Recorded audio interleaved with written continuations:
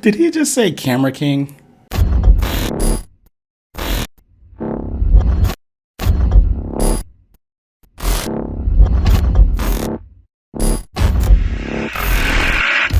Devon Digital here. I was just joking about that whole Camera King thing. You know, I'm not beefing with nobody about anything, but I just kind of want to talk about that.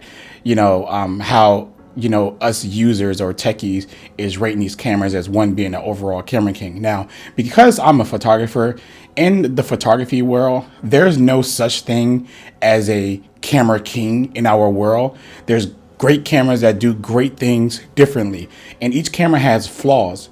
And with those flaws, there's another camera that does something better, and that also has flaws if it does something better. Like, for instance, if you're a sports shooter, you need a camera that can shoot real fast, right? And there's cameras out there that's not really made for sports, more so made for landscape or built around landscape or built around astrophotography, different lenses, different everything. It's a lot of diversity when it comes to choosing what camera you want. But you can't go to the store and just pick up one camera and it's just the best above all. It just doesn't really work that way. So we're talking smartphones here. Now, I don't have access to every phone to test and try. Over the past, I don't know, since forever, I can think about that I've been using pretty much Samsung, Apple, and Google phones. Okay. Before them, I were using, LG, HTC, all the other ones before they fell apart. But as of right now in the US, those are the two giants, really, because Samsung and Apple is the two giants. Google is not really considered a giant, but it's a pretty popular phone amongst us tech people. So therefore, those are like the three shooters I've been using. And every last one of them has a flaw. Period. There's no ifs, ands, or buts. For instance, the Pixel may have too much contrast. Portrait mode would be hit and miss. It'd be really, really bad sometimes, or sometimes it gives you such a strong HDR effect. I'm fully aware of this, and I love the Pixel camera, which is my favorite camera, but I'm not going to say it's not without its flaws. And then the iPhone, warm tones, let's go back to the Pixel real quick, because the Pixel also does really good with skin tones. I just have to bring that up real quick. But you get warm tones on the iPhone, you get really bad skin with darker people. Also, the HDR is really terrible to a point where you don't know if it's going to work or it's not going to work, or even the clouds are rendered fake in the background, and you just have these type of issues with that camera.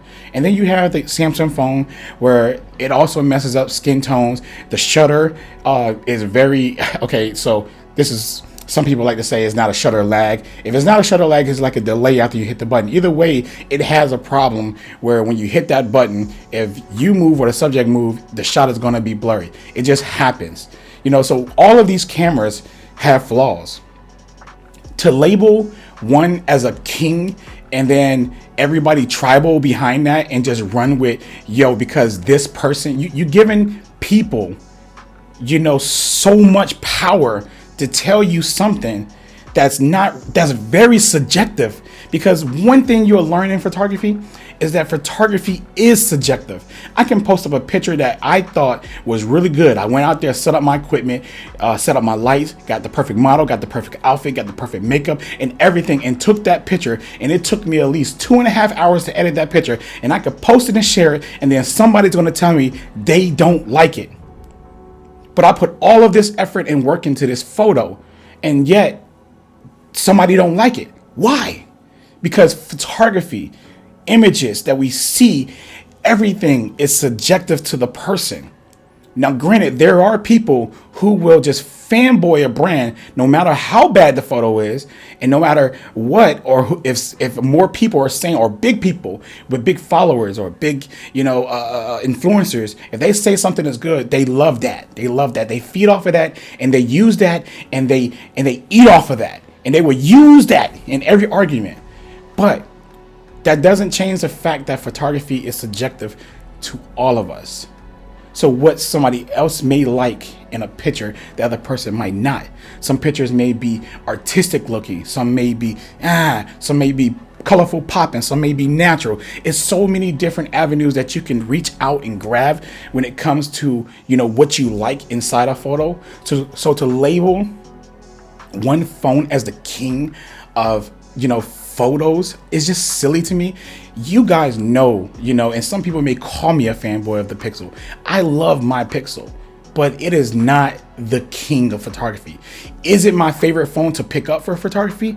Fuck yes. You guys know it. I love that phone for photography.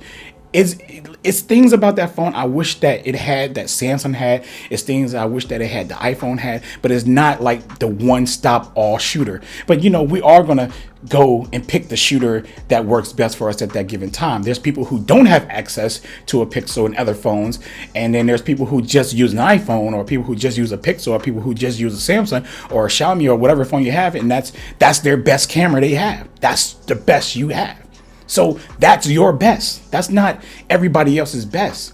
So, we gotta, I do these fun challenges because I like to show people, with my blind test, that it's really subjective, right? Because if I put the name of the phone, then people will vote because it said iPhone over here on the left and Pixel right here on the right, or Samsung on the left, or Xiaomi on the right, and people will vote because they like that company. But when it's a blind test, literally, people only can vote with how they perceive the picture. Oh, I like this one because the trees look better, the subject look better, the background look better, this look better, it's brighter, it looks natural, it's vivid, or whatever. This is the decisions that you're making when you don't know what camera it came from. You're making all of these decisions because you don't know what camera it came from. So because of that, photography remains subjective to the user. Subjective to the user.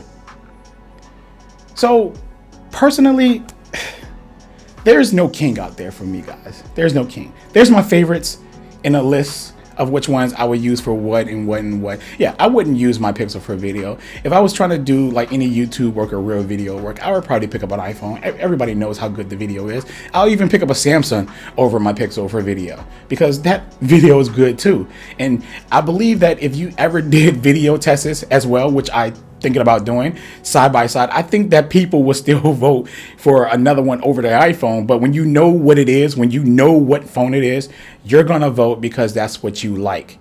So again, photography is so subjective. So if you got a phone right now, that is your best shooter, period, that you have right now. If there's something else that you want, then you should go out there and find a phone that works for you, or shit, go buy a camera.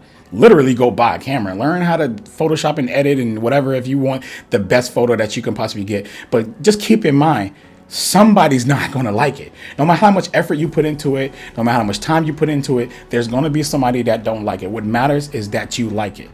So with all this back and forth of, what phone camera is the best and stuff like that, it's just so stupid to me.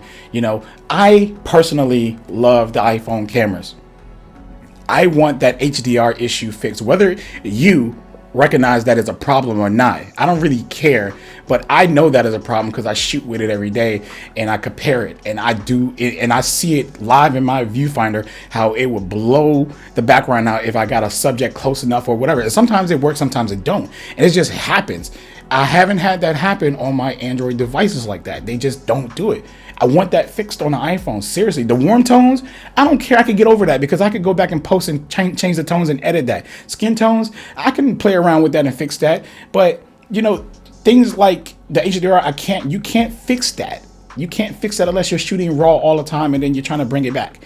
And then with the Pixel, the extra contrast look, I shoot in raw on my Pixel a lot because the contrast look can sometimes be a little too harsh. So to be safe, I shoot JPEG and RAW on my Pixel every day. I just got to set the JPEG and RAW because sometimes if the processing is too aggressive, I'll pull back on it and just do my own editing and make it look a lot better than what what came out of the camera. And then the portrait mode, oh God, don't get me on the portrait mode. The portrait mode is you got to know how to use that portrait mode. When hair is like this and out like that in between here, it's sometimes it'll miss and blur everything around it and not here, between here. And it's just so bad when it comes to it. So it's like it doesn't know, what's part of the hair, what's part of the body sometimes, and it's just bad. So sometimes I just don't use it. But when I do use it, sometimes I know how to use it. It's easier when the person is kind of lined up against something and it's a better way to cut them out or whatever. But anyways, yeah. I'm sorry, I'm rambling, but yeah, I'm just so sick of this. You know, I know I'm a little guy, and what I say don't matter because that's how people mindsets are. You know, he has this many followers, and this person has this many followers, and this person has this many followers. So what you're saying don't really matter.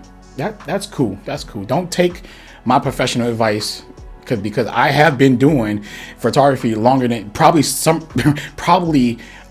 more. What am I trying to say? What am I trying to say? Some of you are not even old enough, you know, how long I've been doing photography. So I'm just saying, photography is a thing that I do know. And when it comes to these cameras, it's always been subjective, period. Always.